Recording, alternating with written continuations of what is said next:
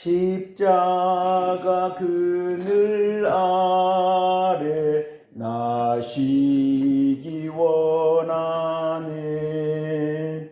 저 햇빛이 뜨겁고 또 짐이 무거워 이 광야 같은 세상에 늘 방황할 때에 주 십자가의 그늘에 내 쉴 곳 찾았네. 내 눈을 밝히 떠서 저 십자가 볼 때 날 위해 고난 당하신 주 예수 보인다. 그 영상 볼 때 내 맘에 큰 찔림 받아서 그 사랑 감당 못하여 눈물만 흘리네. 십자가 그늘에서 나 길이 살겠네. 나 사모하는 광채는 주 얼굴뿐이라. 이 세상 나를 버려도 나 두려움 없네. 내 한량 없는 영광은 십자가뿐이라. 하나님 말씀은 베드로전서 2장 18절부터 25절까지 보시겠습니다. 제가 가지고 있는 성경은 379면입니다. 베드로전서 2장 18절부터 25절까지 교독하겠습니다.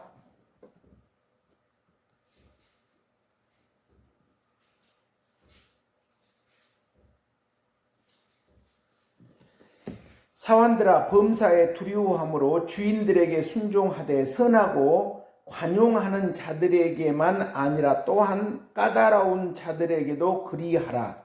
부당하게 고난을 받아도 하나님을 생각함으로 슬픔을 참으면 이는 아름다우나 죄가 있어 매를 맞고 참으면 무슨 칭찬이 있으리요. 그러나 선을 행함으로 고난을 받고 참으면 이는 하나님 앞에 아름다우니라. 이를 위하여 너희가 부르심을 받았으니 그리스도도 너희를 위하여 고난을 받으사 너희에게 본을 끼쳐 그 자취를 따라오게 하려 하셨느니라. 그는 죄를 범하지 아니하시고 그 입에 거짓도 없으시며 욕을 당하시되 맞대어 욕하지 아니하시고 고난을 당하시되 위협하지 아니하시고 오직 공의로 심판하시는 이에게 부탁하시니 친히 나무에 달려 그 몸으로 우리 죄를 담당하셨으니 이는 우리로 죄에 대하여 죽고 의에 대하여 살게 하려 하심이라. 그가 채찍에 맞음으로 너희는 나음을 얻었나니 너희가 전에는 양과 같이 길을 잃었더니 이제는 너희 영혼의 목자와 감독 되신 이에게 돌아오느니라. 아멘. 20절 21절 읽겠습니다. 죄가 있어 매를 맞고 참으면 무슨 칭찬이 있으리요. 그러나 선을 행함으로 고난을 받고 참으면 이는 하나님 앞에 아름다우니라. 이를 위하여 너희가 부르심을 받았으니 그리스도도 너희를 위하여 고난을 받으사 너희에게 본을 끼쳐 그 자취를 따라오게 하려 하셨느니라. 24절 읽겠습니다. 신이 나무에 달려 그 몸으로 우리 죄를 담당하셨으니 이는 우리로 죄에 대하여 죽고 의에 대하여 살게 하려 하심이라. 그가 채찍에 맞음으로 너희는 나음을 얻었나니. 21절 다시 한번 읽겠습니다.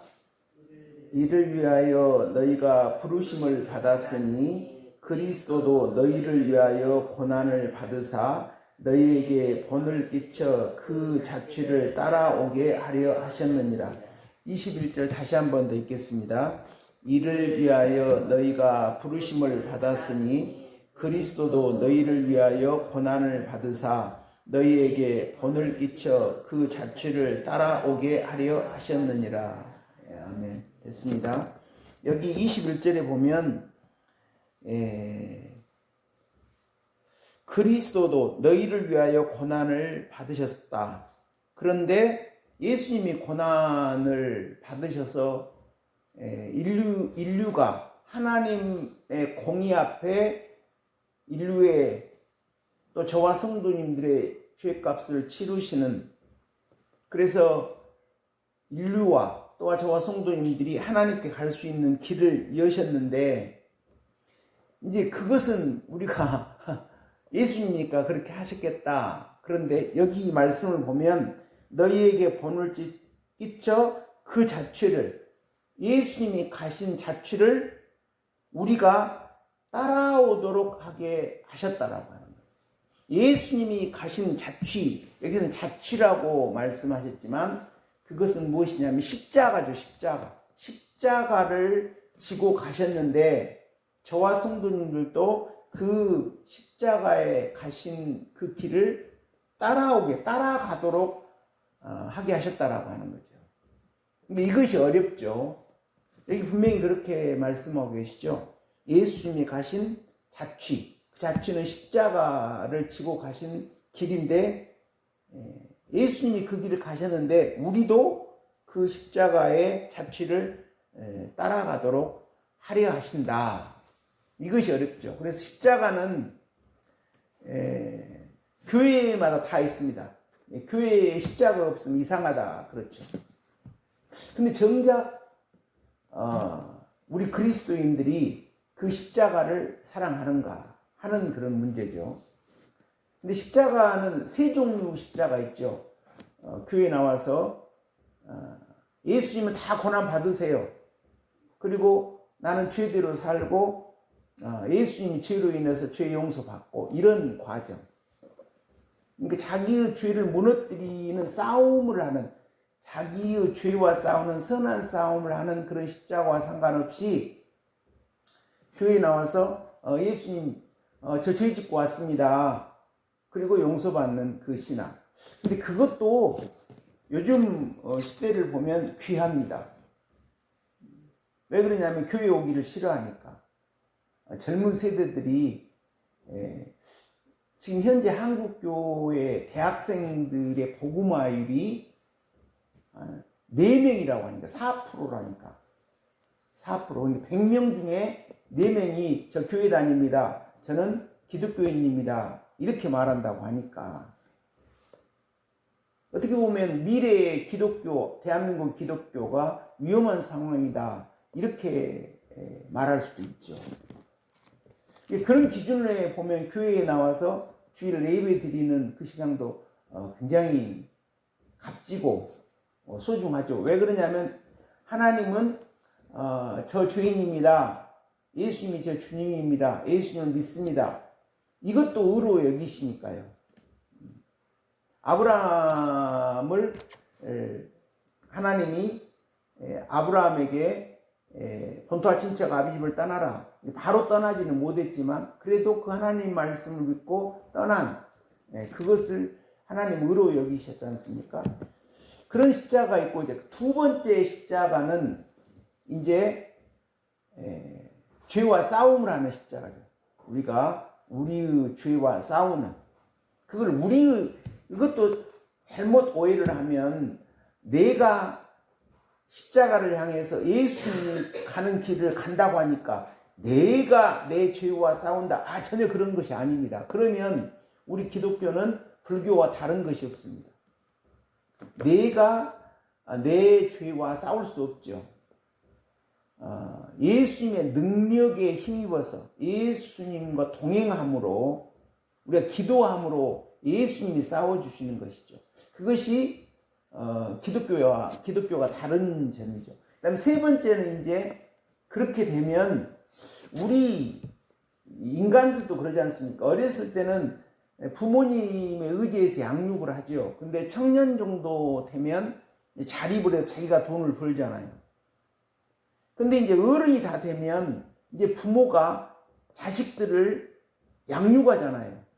그것이 우리 인간의 삶의 과정이죠. 어렸을 때는 부모의 모든 혜택을 다 누리면서 성장을 해서 자기가 자임을 하다가 자기가 부모가 되면 자녀를 양육하잖아요. 신앙도 이제 그렇게 신앙이 자기 죄와 싸워서 예수님의 그 능력으로 성장하게 되면 그 능력으로 다른 분들을 위해서 자기가 십자가를 대신 담당해 주는 예수님이 하신 일이 여기 본문에서도 나오고 있는 것처럼 예수님 죄가 없으신데 다른 사람을 위해서 예수님이 대속 제물이 되심으로 그러므로 예수님이 채찍에 맞음으로 우리는 자유를 얻는 이런 삶을 성부 하나님은 굉장히 귀히 보시고 기뻐하시고 이 세상의 모든 영육간의 권세를 다 예수님께 주셨다고 그러죠. 그러니까 예수님 안에는 모든 영육간의 모든 것이 다 들어있다라고 성경은 말씀하고 있습니다. 예수님은 하나님이시니까요. 그러니까 우리가 예수님을 보면 유일한 분이죠. 이 세상에서 100% 하나님이고 100% 인간이에요. 그렇죠. 그러니까 예수님은 하나님이시만 하다 아니에요. 인간이기도 합니다. 왜 그러냐면 우리 인간의 그 연약함을 다 체휼하시기 위해서. 그러니까 딱 한 분이죠. 또 예수님의 인간된 그런 모습만 또 이렇게 보게 되면 예수님은 하나님이신 것을 놓치게 되지 않습니까? 근데 예수님은 하나님이시니까 그리고 온 우주 만물을 창조하신 분이니까 창세 이전부터 계셨던 그런 분이니까 얼마나 그 크고 넓으신 분이겠어요. 예수님이라고 하면 우리가 예수님 하면 육적인 인간 예수님을 또 생각하게 되죠. 그러나 예수님은 하나님이시니까 얼마나 넓고 크고 이 세상의 모든 권세를 다 가지신 분이 예수님이시겠어요. 우리가 얼마나 그걸 알겠습니까? 거의 하나님을 안다고 하더라도 조금 알고 있는 것이겠죠. 그래서 이제 교회 나오면 십자가 바라보고 나는 죄 짓고 삽니다. 그리고 주일에 와서 용서받고 또 똑같이 세상 사람과 사는 그런 생활. 그러다가 이제 하나님이 그 인생을 그냥 두지 않고 그 인생의 어떤 전환점에서 시련을 주시죠. 환난을. 그러니까 이제 그 자기 환난 때문에 적극적으로 예수님을 찾게 되는 거죠. 저도 삶을 보면 그런 것으로 확실합니다. 편안한 삶을 살다가 예수님으로 주시는 편안한 삶이 아니에요. 그냥 사회생활하며 성장하다가 이제 내 개인의 어떤 문제가 생기는 거예요. 그걸 이제 십자가 시련기. 그러니까 그때 많은 사람들이 또 내가 예수님 믿는데 왜 그래 하고 신앙을 떠나거나 그런데 이제 거기서 하나님의 택하심을 받은 자는 내가 분명히 하나님이 살아계심을 알고 그러는데 나는 하나님을 떠날 수 없어 하고 그냥 하나님을 붙잡고 몸부림치는 그런 과정이 있죠. 하나님이 그것을 이제 바라시는 거죠. 그러면서 두 번째 우리 죄와 싸우는 그런 이제 신앙의 과정으로 들어갑니다. 그래서 어제도 성도님께서 이렇게 식사하시면서 말씀하시는데 우리가 과거에 이런 상황도 겪으면서 이 신앙을 포기하지 않았다. 그렇게 고백하셨지 않습니까? 그리고 과거에 그걸 추억으로 생각하시는데 그런 과정을 있으면서 해야 신앙의 연단이 되죠. 그러니까 하나님이 그렇게 정상적으로 한 과정을 이끄시는 과정인 줄 믿습니다. 여기 본문에 보면은요, 여기 당시는 노예들이 예수님을 믿었거든요. 처음에 이 로마 시대는 나중에 귀족들이 이제 예수님을 믿는 그런 역사가 있고, 처음에는 노예들. 그러니까 여기서 그 사환들, 노예들에게 너희들이 예수님 믿는다고 해가지고 죄를 지어가지고 죄값으로 매를 맞는다면 아무 유익이 없다. 지금 우리 현 대한민국 사회에도 그러죠. 우리가 실정법을 위반하면 우리가 그리스도인이라고 해서 용서받고 그렇습니까? 경찰에 소환되고 검찰에 소환돼가 재판받아야 되거든요. 그래서 판사님이 정한 그 법에 따라 심판을 받아야 됩니다. 그 말씀하는 거죠. 그런데 여기서 말씀하는 것은 뭐냐면, 그런 그 죄가 있어서 고난을 받은 것이 아니라 죄가 없는데도 내게 고난이 있었을 때 하나님으로 인해서 자기가 참고 믿음으로 승리하면 그건 하나님이 기쁘게 보신다, 이렇게 말씀하고 있잖아요. 그것을 뭐라고 말하고 있냐면 선한 싸움이겠죠. 여기서 선을 위한, 뒤에 또 나옵니다만은 선을 위한 고난, 그러니까 선을 위한 고난이 가치가 있다라고 하는 거죠. 선을 위한 고난이 가치가 있다. 그래서 이제 이 고난의 말씀이 나왔으니까 저도요, 왜 나는 이렇게 인생에 내 나름대로 저보다 훨씬 더 고난을 많이 받으신 그리스도인이 많이 있겠죠. 근데 나는 왜 내 인생은 이런 아픔이 있고 저런 아픔이 있고 이럴까? 그러면서 제가 신학교 갔을 때 좀 그것을 연구해 볼 수 있는 기회가 되니까 그런 걸 또 찾고 정리를 해 봤어요. 그래서 성경에서 말씀하시는 고난이 전체에 크게 보면 네 종류가 있습니다. 네 종류 고난이 있는데, 첫 번째 고난이 신명기적 고난이라고 합니다. 신명기는 모세가 기록한 하나님의 말씀이죠. 신명기적 고난은 뭐냐면 모세 율법에 의한 고난. 그러니까 우리 그리스도인들의 대부분의 고난은 이로 말미암아 신명기적 고난입니다. 거의 한 80~90%가 그런다라고 믿습니다. 정확히는 모르죠. 이제 하나님은 정확히 아시겠죠. 신명기적 고난은 율법적 범죄, 우리가 죄로 인해서 고난받는 것. 여기 지금 베드로 사도가 그 노예 신분인 사환들에게 너희들이 죄가 있어서 주인에게 매를 맞는다라고 하면 그거 당연한 거다. 그러나 너희들이 억울하게 당해도 그것을 하나님을 찾고 예수님을 믿음으로 참고 견뎌서 나중에 주인이 억울하게 고난을 당했구나 하는 걸 알았을 때 주인도 미안하고, 그러면서 그렇게 될 때는 저 사람이 뭐야, 저런데도 나한테 반항하지 않고 참고 견디고 그랬을 때 놀란 그래서 주인에게도 저 사환은 예수님 믿는데 저렇구나 하고 주인에게 복음이 전할 수 있다, 뭐 이렇게 생각할 수도 있겠죠. 그래서 신명기적 고난은 저희들이 죄로 인해서 우리 죄값에 대한 보응으로 받는 고난, 이것이 거의 대부분의 고난이거든요. 그래서 예를 들어서 사무엘 상하, 거기에 다윗의 이야기며 사울의 이야기가 나오지 않습니까? 거기에 있는 모든 고난도 신명기적 고난입니다. 열왕기서에 나오는 왕들의 범죄, 우상숭배로 인해서 하나님의 진노가 임하는 그러한 과정도 신명기적 고난이죠. 그러니까 죄를 지으면 하나님이 심판하시는 분은 하나님이니까 우리가 심판하는 것이 아니죠. 우리는 예수님의 피로 인해서 죄를 용서받은 자들이죠. 그 다음 두 번째 고난이 뭐냐면 엽기적 고난입니다. 욥은 죄를 지지 않았어요. 그러나 엄밀하게 보면 욥이 나중에 죄를 회개하죠. 그러니까 이 감추어진 죄가 있지만 욥이 그런다고 해서 그 죄의 쓴뿌리에 따라서 나 같은 경우로 보면 죄의 쓴뿌리가 발동하면 죄에 따라 행하는 그런 인간이죠. 연약한 인간입니다. 근데 욥은 그런 감추어진 죄가 있었을지라도 그 죄에 따라 행동하지 않고 죄를 짓지 않은 그런 위대한 믿음의 선진이죠. 그래서 죄를 짓지 않았죠. 그런데 고난이 있어요. 오히려 사탄 일을 부끄럽게 하도록 하기 위해서. 그럼과 동시에 욥이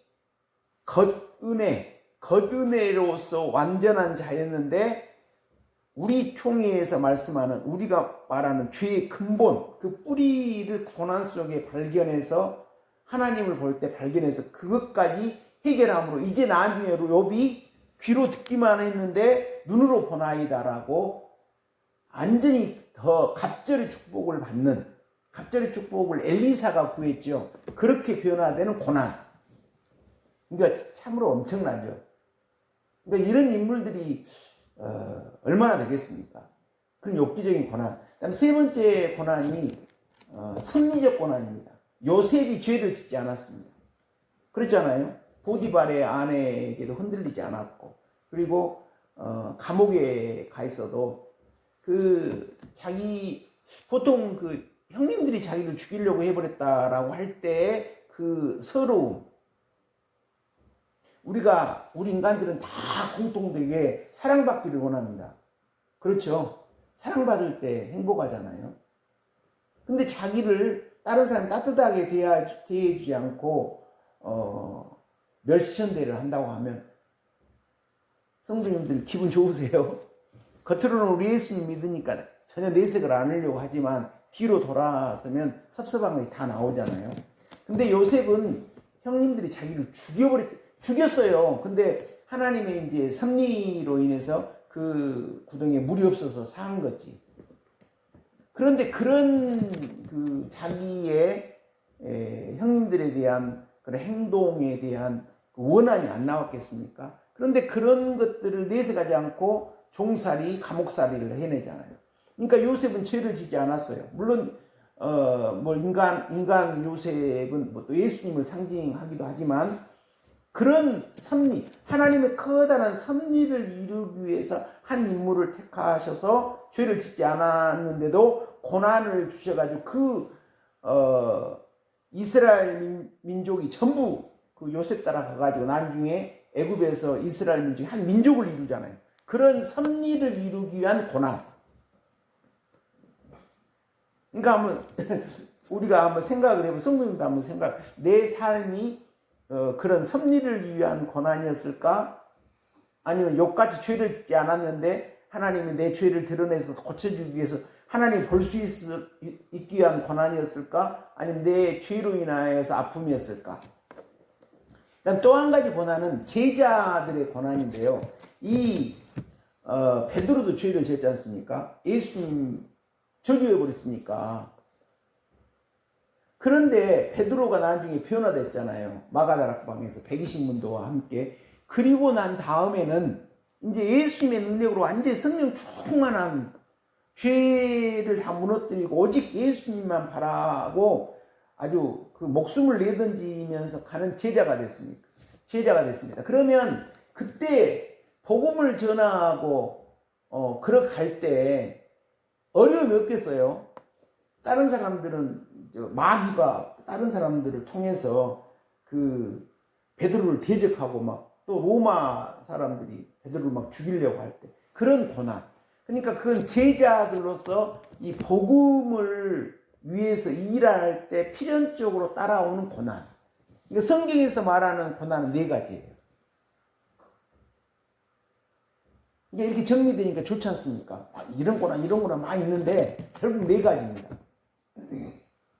근데 여기서 베드로 사도는 사원들한테 너희들 죄적 가지고 신명기적 그 고난을 말한 그 고난은 별 유익이 없다.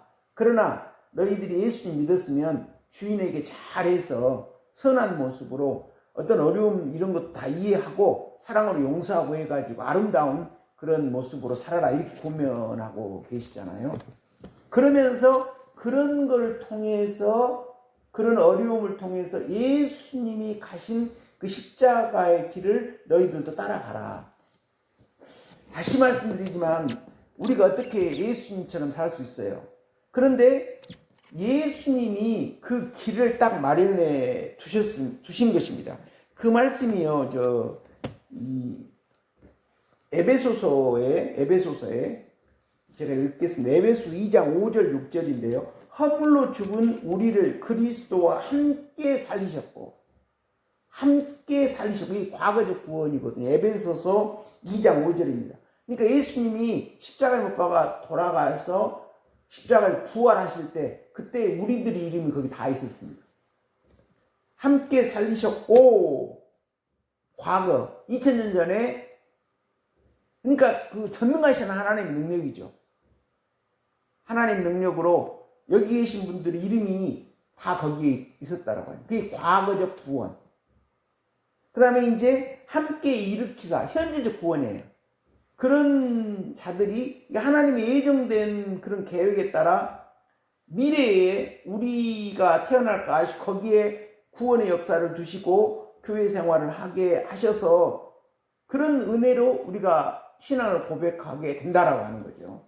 하나님의 전능하신 시각에서 볼 때 우리 인간의 이성으로는 도저히 이해할 수 없는, 믿음으로 눈으로만 이해할 수 있는, 그래서 이제 현재적 구원 함께 일어나야 돼요.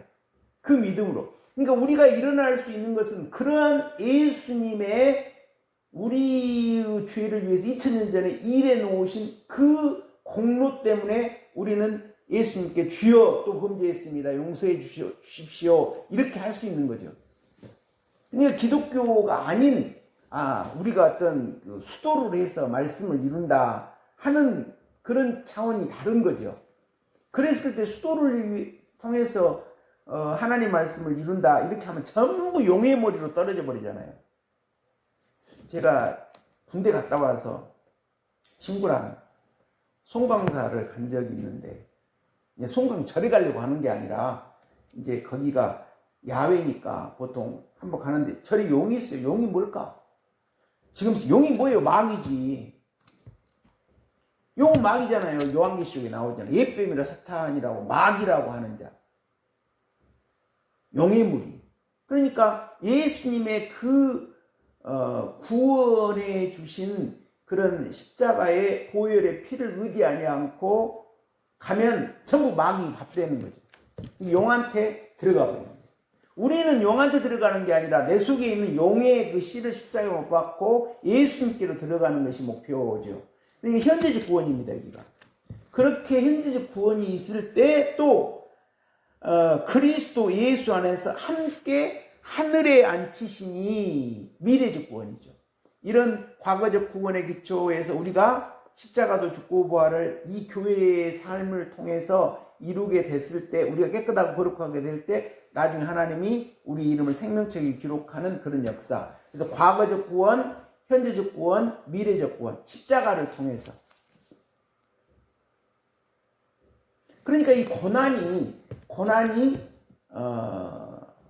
우리 그런 십자가를 바라보고만 있는 것이 아니라요. 두 번째, 십자가를 통해 자기와 선한 싸움을 할 때 필연적으로 고난이 있다라고 하는 거죠. 필연적으로. 그래서 로마서 5장에 그렇게 말씀하고 있지 않습니까? 환난은 인내는 연단은 소망을 이루게 하는 줄 아나니 소망이 우리를 부끄럽게 하지 아니하는 것은 소망으로 말미암아 하나님이 성령을 사랑으로 우리에게 부으셨다. 그러니까 한 인생은 저를 봐도 욕심투성이잖아요.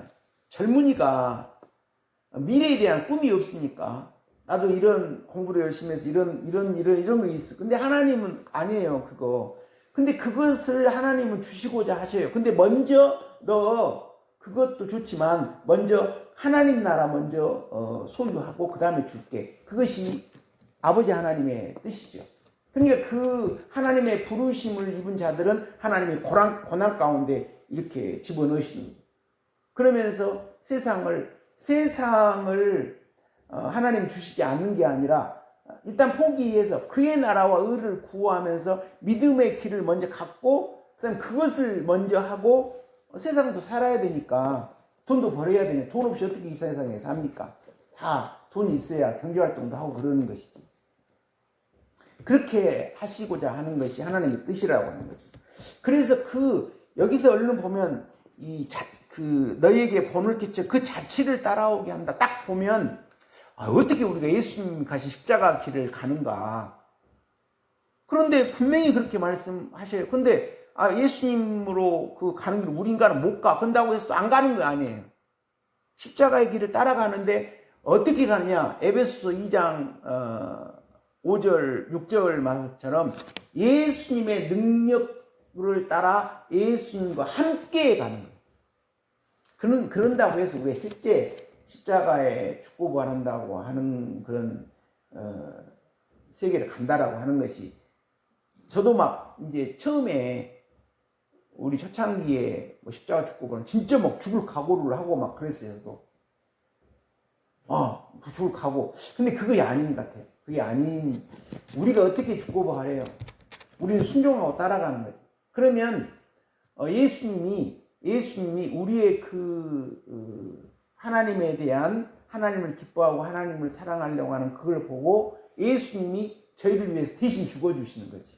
대신 죽어주시고, 우리가 예수님 실제로 육적으로 십자가에 못 박혀 돌아가셨지만 우리는 그런 것이 아니고 우리의 죄가 죽고 예수님의 생명으로, 그것이 저희들이 말씀 나누었지만 로마서 6장 5절이죠. 만일 우리가 예수님의 죽으심과 같은 모양으로 연합한 자가 되었으면 또한 예수님이 부활과 같은 모양으로 연합한 자가 된다. 이게 그 비밀이죠. 실제로 죽는 게 아니죠. 죽게 해주십시오. 우리가 죽는 게 아니라 우리 죄가 죽어지는, 그래서 그 모습인 예수님이 십자가에 못 박아 돌아가신. 왜 그러냐면 우리가 여기 십자가의 발자취를 따라가잖아요. 근데 이제 베드로 사도 같은 그런 사도들은 실제로 초대교회에서는 실제로 예수님 같이 십자가에 못 박아 돌아가시는 그런 삶을 사셨죠. 우리는 지금 그런 건 아니잖아요. 근데 우리 삶에서 우리의 죄가 죽어지고 예수님의 능력으로 거듭나는 그런 역사. 그것이 로마서 6장 5절이죠. 우리가 예수 그리스도의 죽으신 모양으로 근데 우리가 그렇게 연합해야 돼요. 우리 죄가 드러나면 예수님 가서 예수님 십자가에 가신 것처럼 저희들도 육적으로 죽은 것이 아니라 영적으로 죽어지게 하옵소서. 그러면 죽어지는 그것은 목적이 뭐냐면 예수님의 생명으로 부활하는 것. 근데 보면 이런 것 같습니다. 이 기독교 신앙의 가장 가치 있는 상이 부활체라고 하는 것인데, 총회장님 설교 들어보면 이제 이렇게 말씀하시죠. 먼저 우리 머리의 생각이 하나님 말씀으로 씻어지는 거죠. 그래서 기도하면 여기에 하나님 말씀이 심어지지 않습니까? 우리 계속 말씀의 시에 대해서 성도님과 말씀을 나눴죠. 그러면 여기가 편안해져요. 그러면 기도의 능력이 되어지면 이 기도의 능력의 그 하나님의 말씀의 검이 우리 육체까지 막 잘라내는 것 같아요. 기도해보면 알 수 있잖아요. 여기에 막 시원하면서 영적 감각이 생긴다고 그랬죠. 새 영을 주시면, 거듭난 영이 우리에게 임재하시면 영적 감각이 생겨서 기도하면 막 우리 죄를 잘라내는 그런 느낌이 들죠. 그러면서 이 우리의 영혼과 몸이 서로 연결되어 있기 때문에 우리의 아픈 부위도 막 시원해지고, 저는 그런 체험을 많이 했습니다. 과거에 여기 제가 대장이 안 좋아가지고 조금만 하면 막 설사하고 막 그랬거든요. 지금은 전혀 그렇지 않거든요. 물론 음식 잘못 먹으면 그런 일이 있지만, 근데 자주 그랬어요. 막 혈변을 보고. 그렇게 기도하면 그 말씀의 그 권세가 내 아픈 부위를 찾아가요. 그래서 우리 유권사님 몸에 그 염증 수치가 높다고, 그런 것이 제일 문제라고 그러셨죠. 그런데 내 안에 염증이 있는 데를 막 말씀이 타고 들어갑니다. 그러면 기도를 막 하고 있으면 내 코에서 뜨거운 기운이 막 품어져 나와요. 그러니까 하나님의 말씀이 막 기도하면 기도 능력이 검이 돼서 그 연약한 부분을 치료하는 그런 체험을 많이 했죠. 뭐 신유은사로 안수해서 그런 것이 아니라 왜 기도할 때.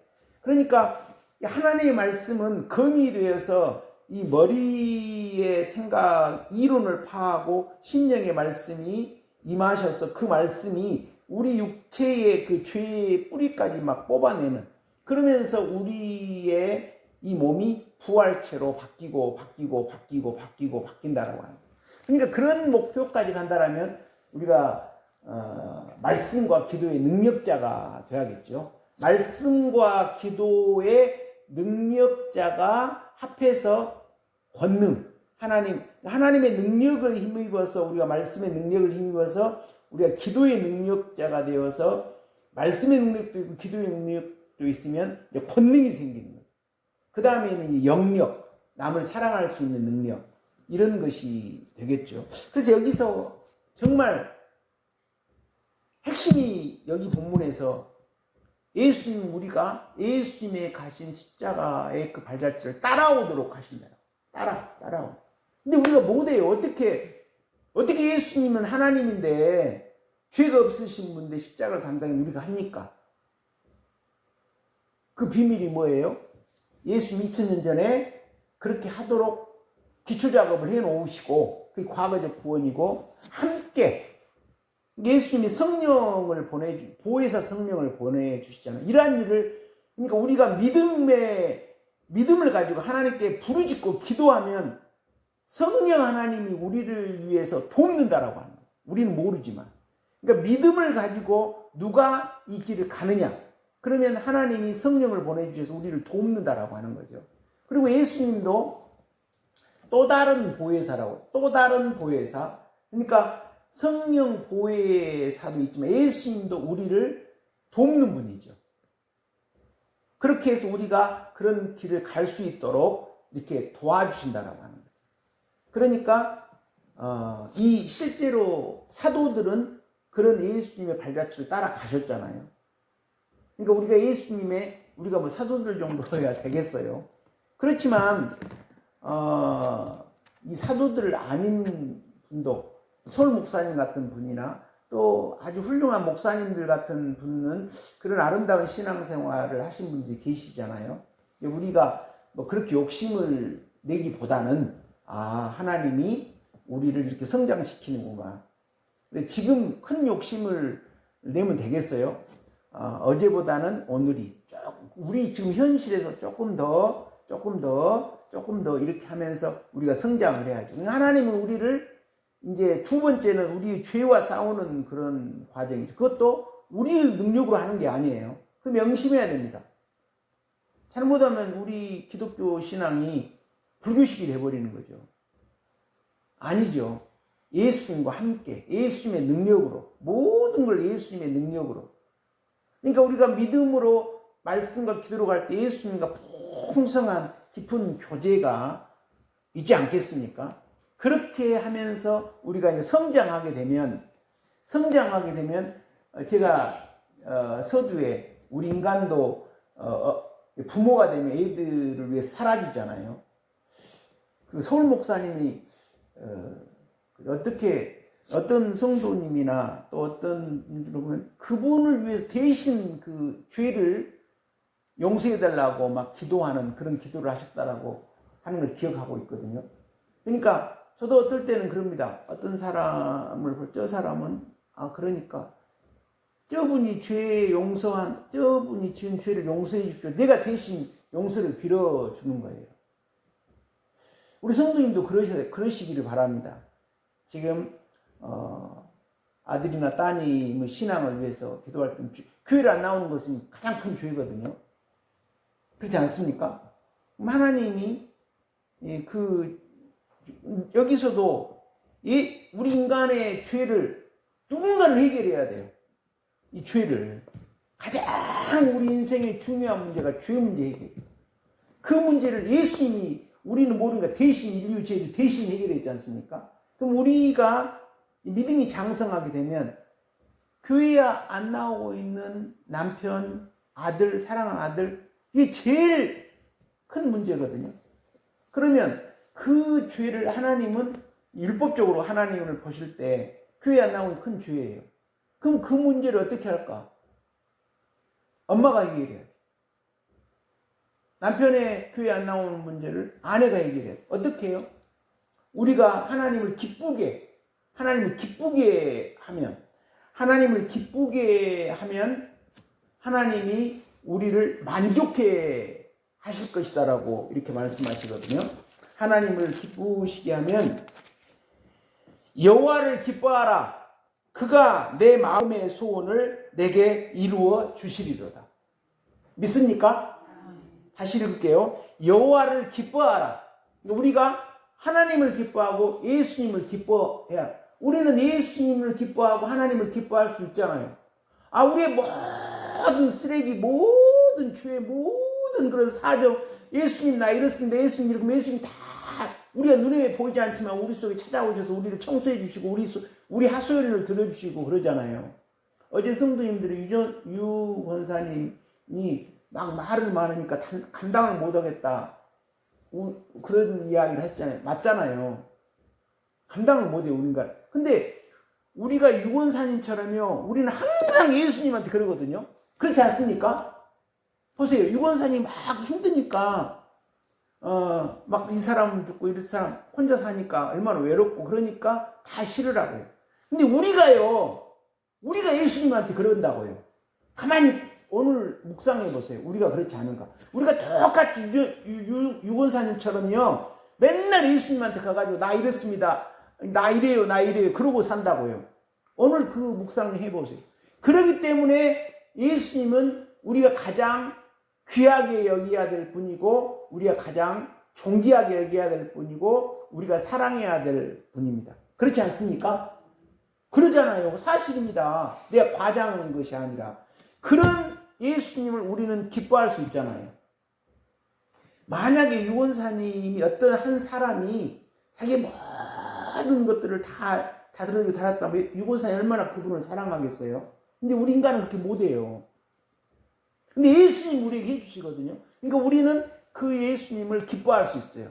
근데 우리가 그런 예수님을 기뻐하면 하나님은 어떻게 하냐면 우리 마음의 소원을 이루어준대요. 그러잖아요.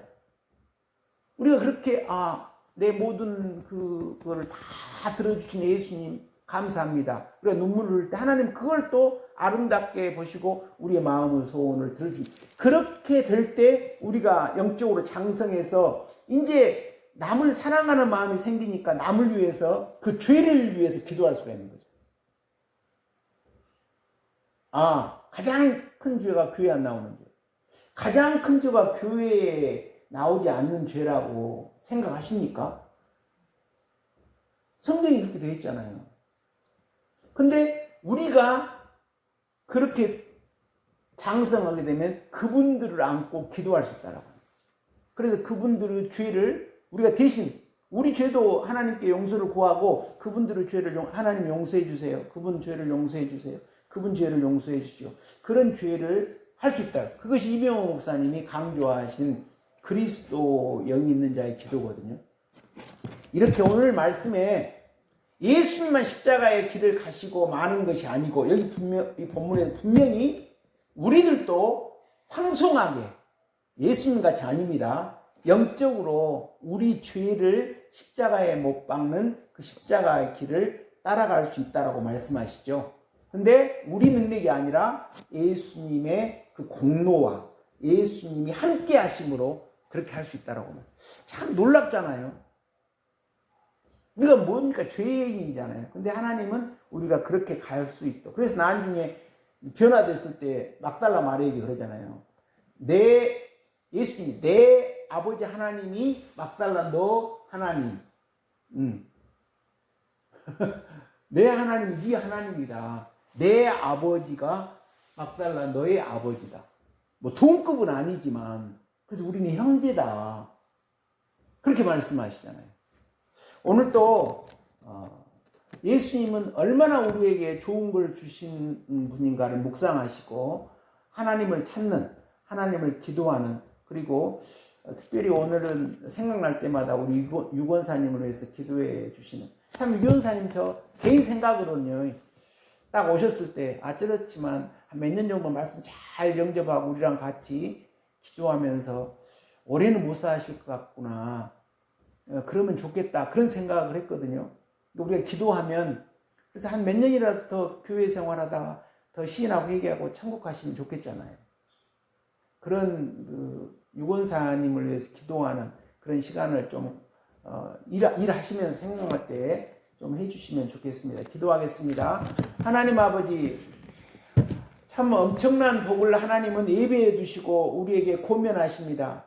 하나님은 분명히 예수님이 십자가의 그 발자취를 우리도 따라오도록 하려고 하신다라고 말씀하십니다. 그러나 우리가 신앙생활에 경험이 없을 때는 그것을 부정했고, 또 어떻게 우리가 그렇게 할 수 있어 이렇게 생각했습니다. 그런데 우리가 오랜 세월을 살다 보니 하나님의 전능하심으로 조금씩 십자가의 길을, 우리의 죄를 무너뜨리는 그런 길을 가게 되는 것을 체험하면서 하나님의 말씀이 정말 이런 말씀이구나 하고 깨닫게 됩니다. 저희들 불순종하는 자들이었습니다. 하나님 용서해 주시고 이제부터는 그 십자가 길을 우리의 뜻에 맞게, 우리의 분량에 맞게 우리가 너무 욕심내지 말고 한 걸음 한 걸음 걸어감으로 장성한 분량이 되어서 하나님 그리스도 사랑으로 우리 사랑하는 분들을 위해서 기도하는 기도의 능력자가 다 될 수 있도록 붙잡아 주옵소서. 우리 오경교회 하나님, 가장 큰 문제가 시험에 드신 분들이 교회에 나오고 있지 않고 있습니다. 아버지여, 불쌍히 여겨 주셔서 하나님께서 오늘 또 성령으로 감화 감동시켜 주셔서 마음문을 두드려 주시고 양심의 자극이 있도록 하여 주시며 그간의 하나님의 사랑을 맛보았던 것을 깨달을 수 있도록 인도해 주옵소서. 그리고 유권사님 지금 병원에 계십니다. 하나님 긍휼과 자비와 사랑으로 꼭 안아 주시옵소서. 예수님 이름으로 기도합니다. 하늘에 계신 우리 아버지여, 이름이 거룩히 여김을 받으시오며 나라가 임하시오며 뜻이 하늘에서 이루어진 것 같이 땅에서도 이루어지이다. 오늘 우리에게 일용할 양식을 주시옵고 우리가 우리에게 죄 지은 자를 사하여 준 것 같이 우리 죄를 사하여 주시옵고 우리를 시험에 들게 하지 마시옵고 다만 악에서 구하시옵소서. 나라와 권세와 영광이 아버지께 영원히 있사옵나이다. 아멘.